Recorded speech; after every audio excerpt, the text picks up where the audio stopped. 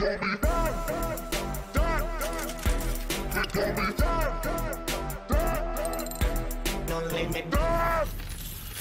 morning, good morning, good morning, good morning. All right, market cap at 199 billion, basically 200 billion, just 50 billion shy of my end of the year prediction. Early next year, we're going to be at least 250 billion. That is what I believe. Bitcoin, it's gone so high. A lot of people are asking, is this a good entry point to get in before the fork? And the mindset is different than something I'm on because I'm sort of planting seeds and watching them grow. A lot of people like to come and hack off the tops of the fruits as they go and not have much commitment. So it's really hard for me to say. It's kind of like I always think anytime's a good time to get into Bitcoin. If you're talking about when to play the tether Bitcoin game, then we're talking about setting lures, and I'm talking about a whole different thing. Because see, that's a different thing. People buy, hey man, it's a good time to buy. It's like, it's a good time to buy. What do you mean? It's a good time to buy. It's always a good time to buy if you have a lure set, because a lure means you have a discounted rate. So if I wanted to get into Bitcoin, yeah, I might sit some lures at like 68, maybe even 7, just a little bit over 7. So, because it's always harder to go down if there's that psychological barrier, from 6 to 7, etc. A lot of people have been asking about Ethereum. A lot of the altcoins, Ethereum did its Batman head action like I thought it would. I just believe that's going to go to, 400 or 500 after the fork towards the thing. No Batman head here, what you're talking about Bitcoin, but when you're looking at the USD price. And that's the thing. It's going to be, Bitcoin's always going to clear a path. And then the altcoins are going to follow and catch up. The only thing is Bitcoin is known to 2, 3, 4x is crazy, very rare. But if you're talking about in the course of a small span is what I'm saying. But, an altcoin can 2x in one day, 3x in one day, 5, 6x in a week. They're just different animals. So it's all about the timing. If you're talking about what is more profitable versus what, I just have a different, I don't know.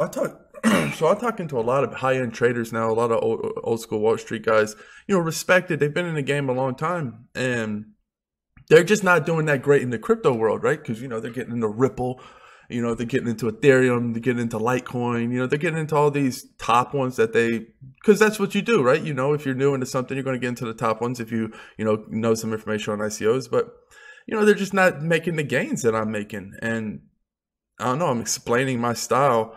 And that's the thing, like I'm never charging for anything because you never heard of someone like Warren Buffett charging for a course.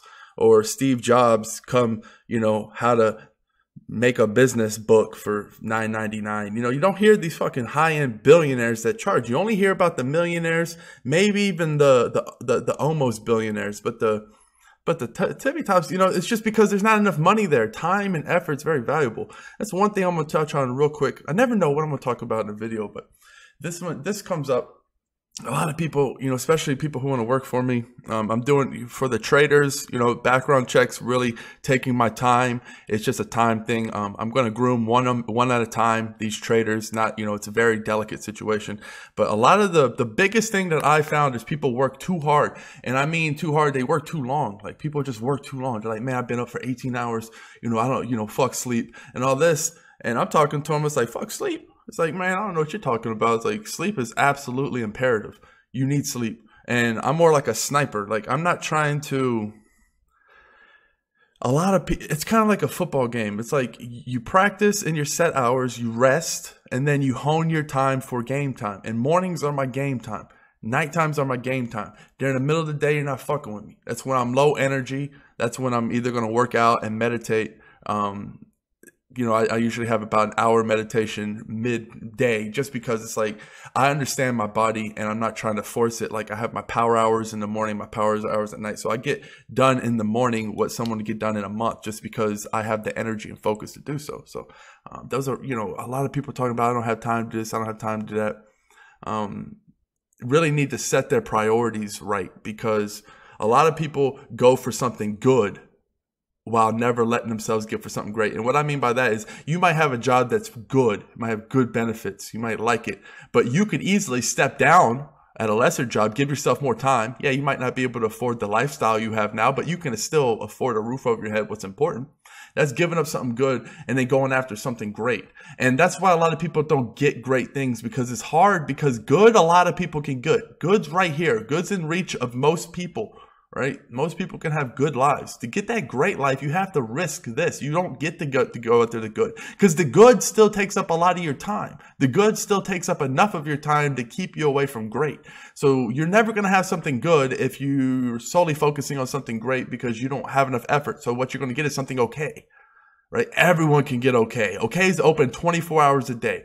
You can get you an okay job, get you an okay lifestyle while you grind for something up here.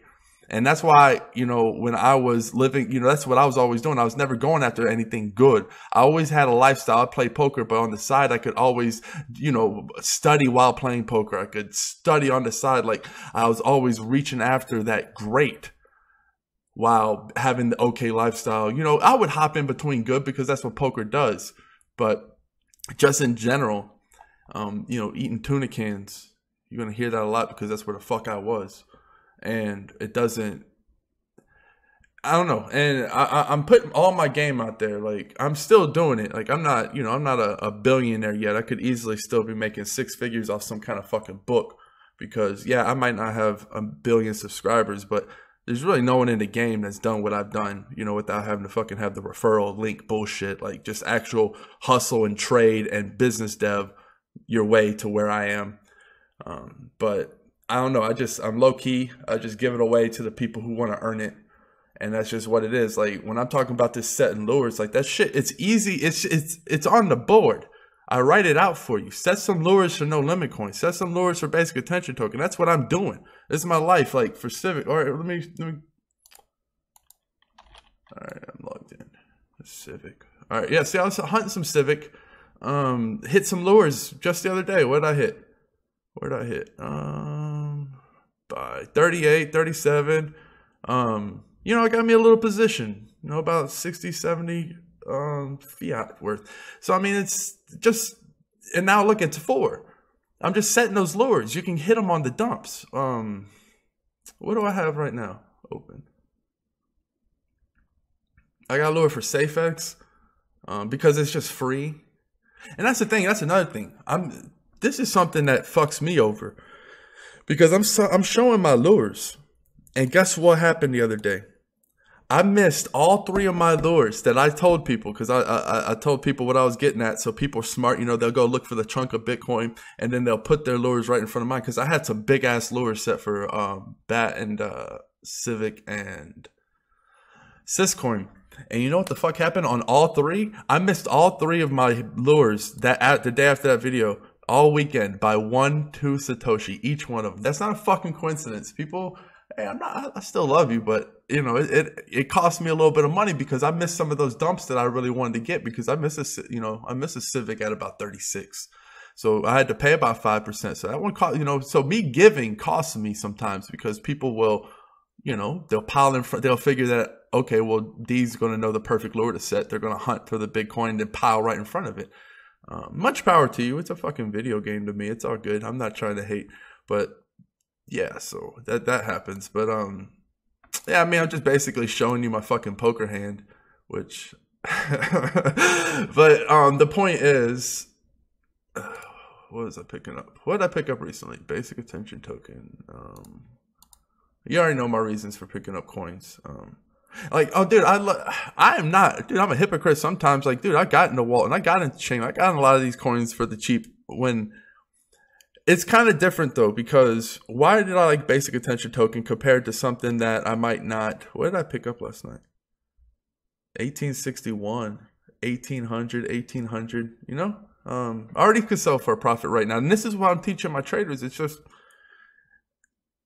I mean, look at all the dumps. And then look at that. All right, so think about it. If you had a lure set and then a sell lure set, you would have ping pong. Boom, boom, boom, boom. And I already taught how to do the sell lures.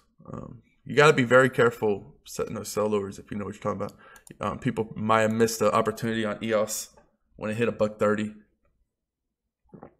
just got to be on it. You know, I still trade, obviously. I'm not retired or anything like that. Like, that's just silly. I'm always making moves. It's just completely different. Like what I do, I don't like I don't know. I don't like the fucking cookie cutter my shit. I don't want people to. I don't want to be limited in what I do. I set lures to buy cheap coins, and that's what I'm doing right now because I think that getting a basic attention token at around 16 to 1800 Satoshi is going to net me more profit 2 weeks from now than holding Bitcoin and getting my SegWit 2x coin. I just believe that. I could be wrong, right? I mean, I could easily be wrong, and that's fine because that's where you learn. This is foreign territory. You know, no one's ever, how the hell, I'm playing this like a surfer playing the waves. Like, you know, it's just sometimes you're going to get a wave you never knew, but you surfed a fuck ton, so you know how to handle yourself. Bitcoin rising this fast. Before the fork, we had 2 forks. Now we have a big one. This one's an attack fork, but at the same time, it's going to be much more valuable because this one is trading higher than anything has, really. I mean, well, it was almost 2,000 the other day. So, yeah, it's down 12%. But, I mean, this one's trading. That's a lot of money, man. You're talking about Bitcoin being, you know, that's a lot of free money to people in their eyes, quote, unquote, free money. We're seeing the market cap take a slight hit. And this is going to happen to ebbs and flows because there's a lot of money in. There's going to be a lot of money out. You're going to see the market cap come down. You're going to see it come up because there's people taking, you know, it's easily people selling from 6,000, 5,000 for 7,000, seeing what they're going to want to do. But it's hard to ignore when you type in that the SegWit price right now. And it's difficult because people are like, should I buy in the all-time high? And that's the silly thing to me. I don't know. I'm going for the alts. I don't ever believe the alts are dead. The reason I picked something like No Limit Coin is because I know what the fantasy industry will do. As opposed to something like, I'm not hating on Chainlink. I'm invested in Chainlink. But it's kind of hard to compare the metrics, right? It's like, what did the data feed stream? Because that's what it does. It like lets you monetize data stream. Like, you know, it's got a badass use case. And there's a lot of people that can use it. It's just something like No Limit Coin, I can easily look at the metrics, and something like basic attention token when you compare it to something like Mozilla or Google Chrome, just a little bit easier. EOS is different, but you know, I'm kind of comparing it to Ethereum. Ethereum, a lot of people are down on Ethereum, and I understand it. A lot of smart minds fucking hate it. I don't know. I'm a fucking fan because I know when I listen to Vitalik talk, I know fucking real recognizes real. And this dude has a lot of money, Vitalik. He's talked to a lot of powerful people. I think whatever bug, and they're literally going to have to replace the engine in a moving car. That's what's happening with Ethereum. It's kind of scary for a lot. But I just believe that they have 30,000 developers. They have all that money, all that support, all those bright minds. How can it really fail? It's just, I think that, yeah, right now it has patches, but it can be upgraded. Everyone has agreed to that. Even Dan Larimar, if you listen to one of his million speeches that I've listened to, basically that's what he said. He said it's like moving the engine out of a moving car, and when you have billions at stake, that's the gamble that everyone's taking. I'm a gambler. I'll fucking take it all day. I think that if it does work and it does scale, yeah, you're always going to have EOS, but at the same time, Ethereum it's already everywhere. It's got its tentacles into everything. It's going to be really, really tough. And I'm just a believer that it will scale. How long? Who knows? But that's the thing, man. Things are unsexy until they're fucking sexy as hell, right? You know, just imagine like there's a lot of very unsexy coins right now that are old school, gonna be here a long time from now. The ICO kind of fucking put a damper on things because there was an ICO bubble and it popped. I mean, it was a mini ICO bubble, but it did pop, you know, because there was where anyone could throw into any ICO and make money. I fucking played the hell out of that, made a ton of money, right? That's why I didn't document that, because I knew that a lot of people were going to get burned. But I knew exactly when to stop, and I could see it clear as day. And July was one of the bigger hits with the fork, and now the ICOs just aren't making enough money. And now the ICOs got a really, really, really bad rap because there were so many popular ICOs that tanked. If you're talking about Enigma, PayPal, Advantis, I want to get some Advantis. That's one of the reasons I want to get traders under me. Is because one of the things I hate is having to sign up to new exchanges and get coins. I just want to teach people who are really badass at trading with exchanges.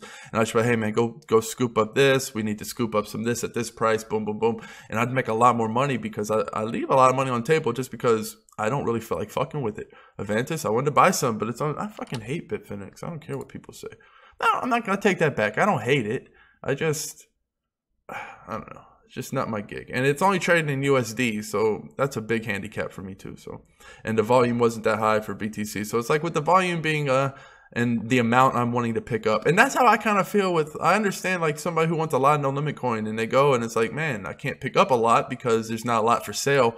I mean, people are like, oh my God, there was a dump, or oh my God, there was a pump. And we're looking at, $20, $30, $40, $50,000 swings in what's going on. And that is nothing, man. Like if you want to drop $250,000 on no limit coin, you could fucking 3x the price, right? Like what if you wanted to drop $1 million? It's baby things now. Like, when Apple was in the garage, when all these things were in the garage, it started off small with humble beginnings, right? And getting small loans. And, think of Facebook, started with like a $14,000 loan from a friend and just like grew exponentially. And that's kind of what happened to Limit Coin. Like it's just, once the floodgates open, you're going to see there's going to be another rush. The bubble, there's definitely going to be a bubble. I don't think for another 5 years. Like the .com bubble is 6 trillion. I think the crypto bubble could get an easily 10 trillion, a lot higher than that. Has the potential to, at least, because everyone, I mean, Amazon's purchasing crypto domains, everything. Everyone's starting to really see what's really happening. If you think of the internet, what we started was an information highway, right? But this highway had no guardrails, it had no lights, it had potholes, right? That's where people getting hacked left and right, and cybercrime and people stealing your data. That's what's happening right here. A lot of chaos. And all the blockchain does is add guardrails, clean up the potholes, add some lights, throws a few quote unquote cops, right? Those are the power of the blockchain to keep, trustless transactions. So it's just a much cleaner way, and who knows what the hell is going to happen 10 years from now. We might have like a fucking subway built, or a rocket jet, whatever. But it's just a much cleaner. That's all the internet is.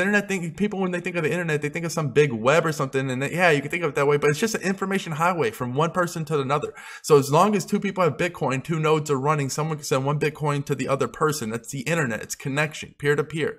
And the blockchain just simply makes it better, a lot better. You're not going to be able to hack shit left and right. It's not going to be like a wobbly table. So I'm setting lures. You guys got to see my fucking game. I don't even know why I did that, but it's all good. Like, hey, we'll all get the cheap altcoins and we'll benefit post fork. Again, this is only what I'm doing. I'm really still hunting some really good coins. I'm not trying, because before I had 20, 30 coins. I'm not on that shit anymore, obviously, right? Like, you have to change. Before, it was really good to have 20, 30 coins because I could have more trade opportunities, right? Things were up, like I was trading left to right. And there was a lot of money in that, and that was really good. But then it got to the point where honing these swings have become more profitable for me. So there's stages in your game, right? There's always going to be a stage where having a lot of altcoins is the most profitable. And then you're going to reach a tier where that becomes less profitable and becomes more profitable, putting heavier swings and more liquid coins. Even if they're not that liquid, just coins that have the potential to be very liquid. And just being prepared for the opportunity when it comes, right? You want to be able to collect a lot of coins for when the coin becomes quote unquote liquid and has 10, 20, 30 million 24-hour volume. Then you benefit from, your patience, because then with volume always comes a price increase. So, man, there's just a lot of good opportunities right now, though. There's a lot of people who have because I talk to people, this is all I do is talk to experts in this field, the best of the best, all I talk to, and I always listen to what they're picking. And I understand why they're picking, because they'll have their reasons for, like, I pick No Limit Coin because of my like, how I feel about it. Look at the new logo, fucking ballin'. But they have their things, like, they might, like, a lot of them are big on Spectra. Binance, I understand all that. I understand it, and I'm not anti-bullish at all. I think those are really great. I just want to hone my swings a little tighter. Like, people always have what they're more comfortable in. Dude, there's people that love that prediction market, all of that stuff. They love it, and that's really cool. Like, there's people who love Walton with the RFD, the RFID chip or whatever, fucking basically just making everything to where you just wave your hand and you can enter. I mean, it's just the world's really rapidly changing, but some people are super into that technology, and power to them. I dabble in a little bit of everything, but I'm honing my strikes now.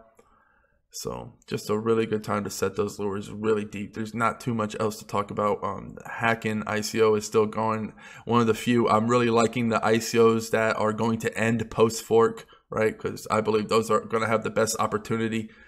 And I believe a lot of the post fork, a lot of the coins that are dying right now that were released from ICO and that are like half price right now, I believe those, the good ones, obviously have a chance too. So this fork is really going to be a big event in a lot of lives, because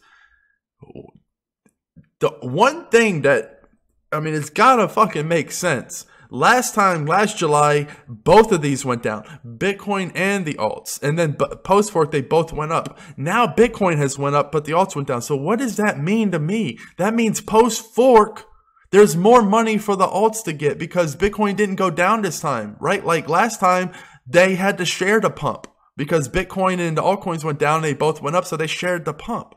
This time, there's not going to be any sharing because Bitcoin already pumped pre, and then post fork, the only thing left to pump is the alts, because Bitcoin already went parabolic. It could go parabolic again, but it just doesn't make sense. Like, and I've been data mining. The reason I knew the alts were going to go down, because everyone's saying the alts is going to go down. It's like a collective mindset. Everyone agreed that the alts were going to go down before the fork, and Bitcoin was going to go up. I've listened to everybody. That's not why I made my fucking decision, obviously, but I'm just telling you that when you listen to 100 YouTubers and every one of them agrees and they're telling their audience this, sorry for the rude robot in the background, then you can only imagine what's going to happen. And now everyone's saying, oh, the altcoins are going to boom post fork, right? So it's very, I can't guarantee the fucking future, but that's why I love saying this is what I fucking do. This is what I'm doing. And yeah, it'll be cool to be on a little surfboard post fork, seeing all these alts maximized, because the fiat dollar, it was a beautiful, I'm going to kill it here on this, but it was a beautiful thing by Antonopoulos, the fucking gangster, the Bitcoin gangster everyone loves. I love him too. Andreas, yeah, I have to fucking learn these people's names, but he's really good. He had a really good quote. I believe it was him. He's saying that he believes one time in his life that Bitcoin is going to be worth like 100,000 or a million, he said, and then like a Coke was going to cost $1,000. And that's just saying like how worthless the US dollar is going to be in compared to Bitcoin. So when you start to see these dollar prices rising, people are really going to understand like how much the dollar's buying power is really losing its value. And it's a pretty scary thing for these big banks and these big governments when they see this number. Look at that dominance. It's not going to sustain, not in my opinion. I love Bitcoin, holding the hell out of Bitcoin, but I have my positions, I'm definitely making my positions in the alt, and I'm doing it earlier than a lot of people. I understand, because I have deep lures set. I have a series of lures set. My lazy lure hit for bat.